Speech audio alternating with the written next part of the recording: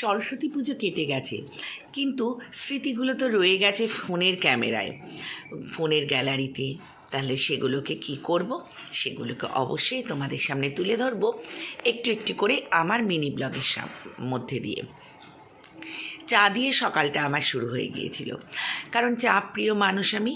চা ছাড়া আমি কিন্তু একদম কিচ্ছু বুঝি না, বিশেষ করে সকালবেলাটা। তারপরেই চলে এলাম রান্নাঘরে মটরশুঁটির কচুরি করব বলে।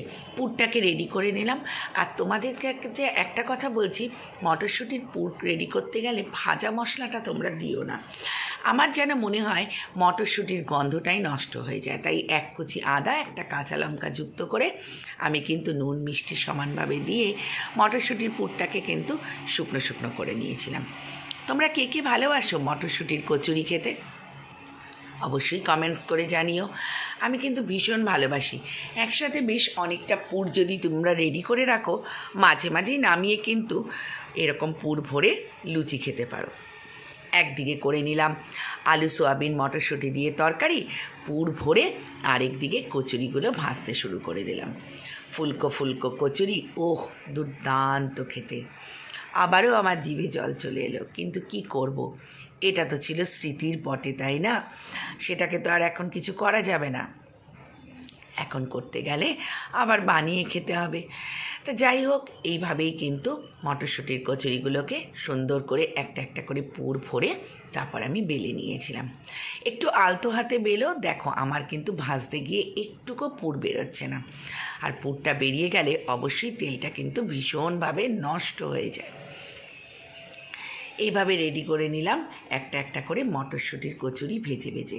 চলে এলাম পরিবেশনের পর্বে, কারণ পরিবেশনটা সুন্দর না হলে বাড়ির কর্তামশাইরা তো আর শুনবে না, না? তারপরেই বেরিয়ে পড়েছিলাম আমার আবাসনের সুন্দর করে সেজেগুজে ঠাকুর দেখার জন্য। এখানে খুব সুন্দর পুজো হয়, বিশ্বাস করো, ধুমধাম করে। সঙ্গে রয়েছে বন্ধুরা, দিদিরা, বান্ধবী, সব কিছু। মানে বন্ধু মানে বান্ধবীরাই। তারপরেই দেখো কত রং ঢং করে যেসব বলছিলাম, সেগুলো না তোমাদের সামনে সত্যিই বলা যাবে না। আর এই কথাগুলো যখন আমি ভয়েস দিচ্ছি তখন আমি সত্যিই হাসছি। আর এরকম এত হাসি পাচ্ছিল, মানে কি বলবো তোমাদেরকে। ভীষণ মজা করেছি, ভীষণ, সত্যি। আবার মিস করছি স্মৃতিগুলোকে।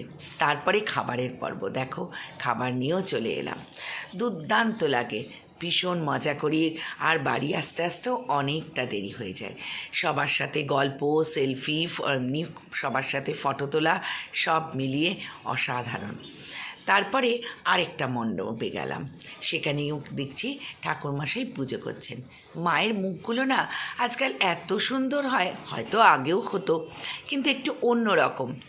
এটা মাটির শাড়ি পরা সরস্বতী ঠাকুর। তোমাদেরকে আগের দিনের ব্লগে আমি শুদ্ধ কিন্তু ছবিগুলোকে পোস্ট করেছিলাম, তোমরা নিশ্চয়ই দেখেছো। সবার সাথে একটু ছবি তুললাম, মিষ্টি মধুর সময় কাটালাম।